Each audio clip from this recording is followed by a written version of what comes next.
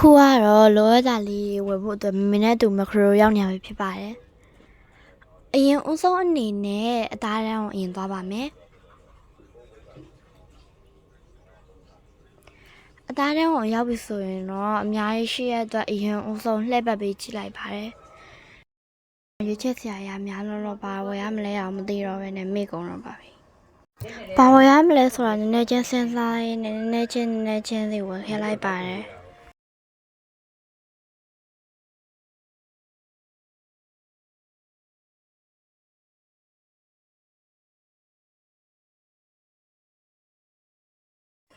ဒါကတော့ကျောင်းသွားလိုရတဲ့ပစ္စည်းလေးလာရှာနေရပါဒါပေမဲ့လည်းသူကအများရောင်းတာဆိုတော့ယတိနဲ့တော့မကိုက်ပါဘူး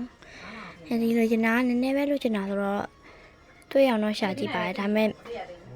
မတွေ့ပါဘူး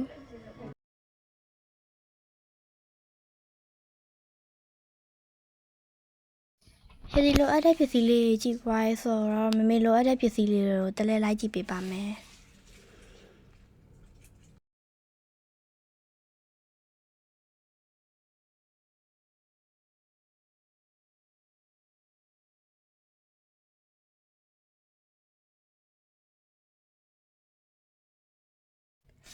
တာမီနီယာဟိုတစ်စိတ်ဒီတစ်စိတ်ယူရင်းရနေပြီးတော့ပုံမှန်သုံးနေကြတဲ့စိတ်လေးတွေ့လိုက်လို့ကောက်ယူလိုက်ပါတယ်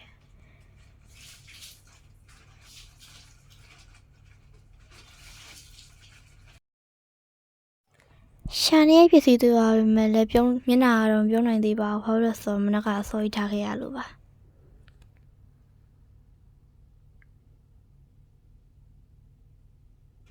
တစ်ခုတွေ့ပြီဆိုရင်တော့နောက်တစ်ခုထပ်ရှာရတော့ပါမယ်နောက်တစ်ခုကတော့ချစ်သူဖြစ်ပါတယ်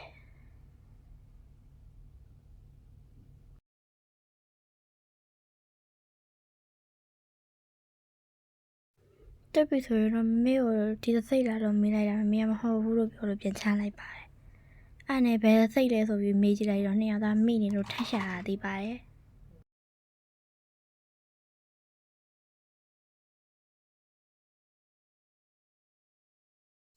နောက်ဆုံးတော့ဟိုစိတ်လာဒီစိတ်လာနဲ့စိတ်မိပြီးတော့မွဲတော့ဘဲနဲ့ပြန်ထွက်လာခဲ့တော့ပါတယ်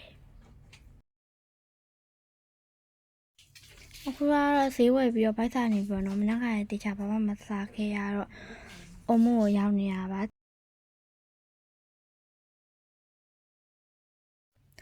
အခုကတော့ထိုင်စရာခုံလိုက်ရှာပါတယ်ဆိုင်မှာကိုတယောက်တည်းနဲ့ထိုင်စရာခုံလိုက်ရှာနေရတာပါနောက်ဆုံးတော့ဓာတ်ပုံလည်းရိုက်လို့ကောင်းပြီးတော့ထိုင်လို့လည်းကောင်းတဲ့နေရာလေးကိုတွေ့ပါပြီ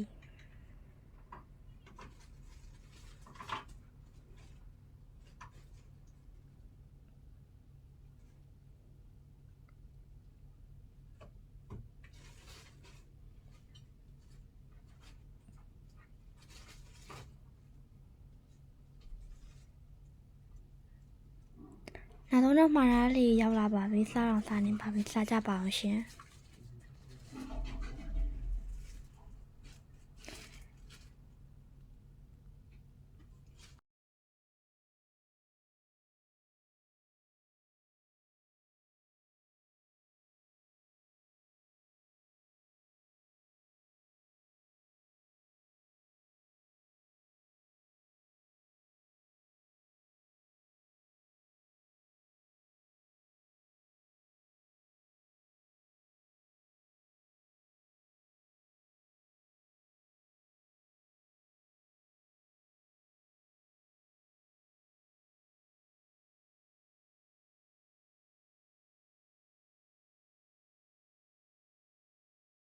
ဒါလေးလှမ်းပြီးရင်တော့အိမ်ပြန်တော့မှဖြစ်ပါတယ်အားလုံးပဲတတား